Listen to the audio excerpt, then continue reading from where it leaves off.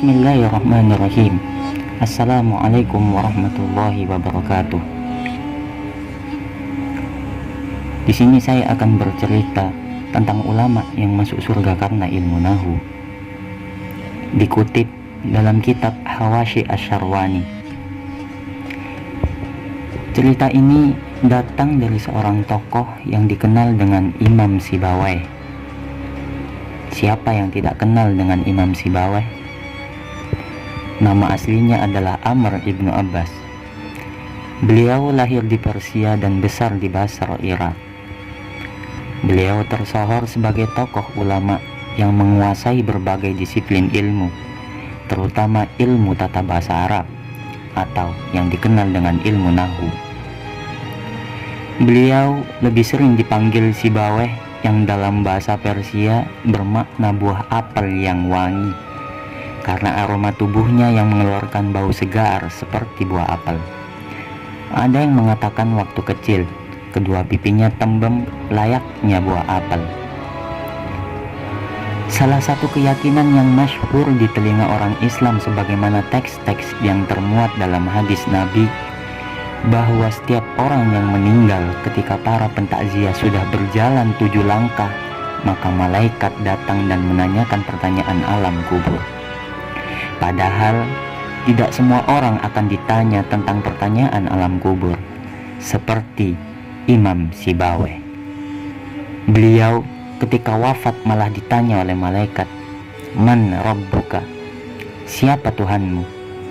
Namun kemudian Imam Sibawayh justru bertanya balik, lafaz man dalam kalimat pertanyaan itu man apa wahai malaikat?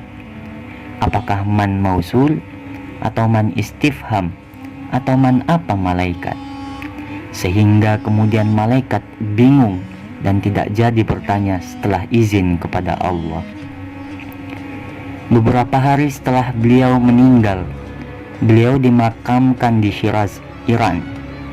Kemudian salah seorang sahabat beliau bermimpi bertemu dengannya. Di dalam mimpi itu, Imam Sibawayh terlihat tengah menikmati kemegahan di alam tempat beliau berada sekarang. Si sahabat melihat beliau sedang memakai pakaian mewah, menyantap aneka rupa hidangan lezat, sambil dikelilingi oleh banyak bidadari rupawan di sebuah tempat yang sangat indah mempesona. Karena penasaran, sahabat itu pun bertanya, "Gerangan, apa yang membuatmu menerima kemuliaan sedemikian rupa ini?" Lantas Imam Sibawayh kemudian menceritakan pengalamannya ketika ditanya oleh malaikat di dalam kubur.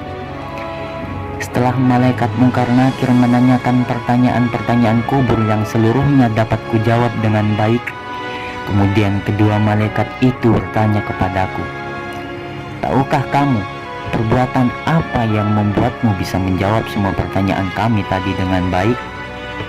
Aku mencoba menebak, apakah karena ibadahku? Bukan itu, kata malaikat. Apakah karena ilmuku? Bukan itu juga.